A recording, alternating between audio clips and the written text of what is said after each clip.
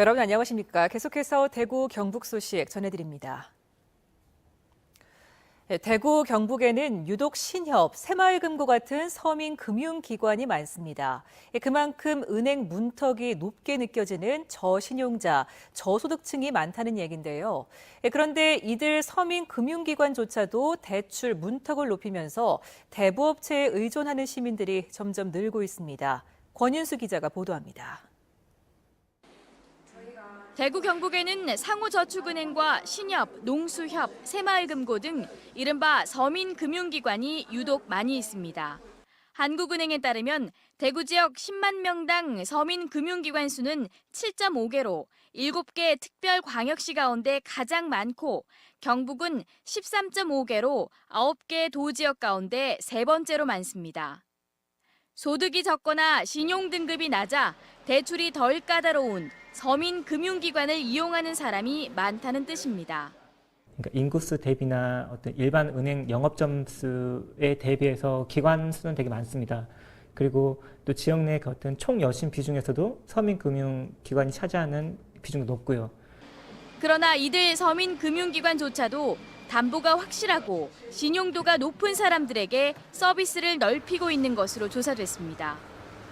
지난해 말 대구 지역 서민금융기관의 중저소득층 가계대출은 전체의 69.8%로 2011년 77.3%를 기록한 뒤 계속 내리막길입니다.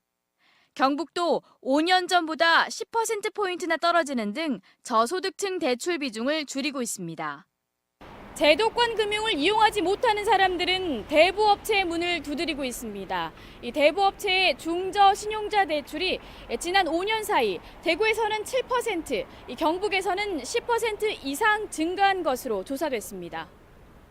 그 지역 신용보증재단 같은 공적 신용보증 기구하고 업력을 협력해서 그 신용보증 상품을 늘리고 이런 저소득 계층이 이런 상품들을 이용할 수 있는 기회를 확대하는 게 필요합니다. 대부업체의 늪에 빠져 신용불량자로 내몰리는 서민들이 생기지 않도록 취약계층을 위한 맞춤형 신용대출을 늘려야 할 것으로 보입니다. MBC 뉴스 권윤수입니다. 대구와 경북 지역은 오늘 대체로 맑았고 낮 최고 기온이 대구 29.2도, 안동 28.1도까지 올라 평년보다 조금 높았습니다. 내일도 대체로 맑겠고 대구의 아침 최저 기온은 18도, 낮 최고 기온은 33도까지 올라 덥겠습니다. 대구 기상지청은 모레 대구의 낮 기온이 28도로 다시 낮아질 것으로 내다봤습니다. 문재인 대통령은 오늘 청와대에서 권영진 대구시장과 김관용 경북도지사 등 17개 광역지자체장을 초청한 가운데 간담회를 열고 내년 개헌 때 지방분권 강화 조항과 함께 제2국무회의 신설 근거를 마련하겠다고 밝혔습니다. 문 대통령은 개헌까지 시간이 걸릴 것이므로 그때까지 시도지사 간담회라는 형태로 수시로 필요하면 정례화해서 이런 모임을 가져 사실상 제도화하면 어떨까 생각한다고 말했습니다. 30대 여성이 공원에서 흉기에 찔려 숨진 채 발견돼 경찰이 수사에 나섰습니다. 오늘 새벽 5시쯤 대구시 북구 관음동의 한 공원에서 인근에 살고 있는 37살 A씨가 흉기에 찔려 쓰러져 있는 것을 산책하던 시민이 발견해 경찰에 신고했습니다. 경찰은 숨진 여성을 부검해 정확한 사인을 조사하고 CCTV 분석 등을 통해 용의자를 쫓을 계획입니다.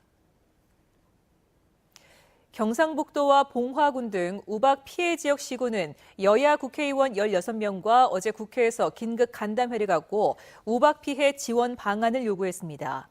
시 군별로 다르게 적용되는 농작물 재해보험 요율 할증제 개선과 대상 품목 확대 등을 정부에 요구하고 농협에는 피해 농가당 1억 원의 자금 융자와 비료 농약 원가 공급, 피해 과실 수매 등을 요청하는 한편 국회에는 피해 복구비 지원 단가 현실화 법 개정을 요구했습니다.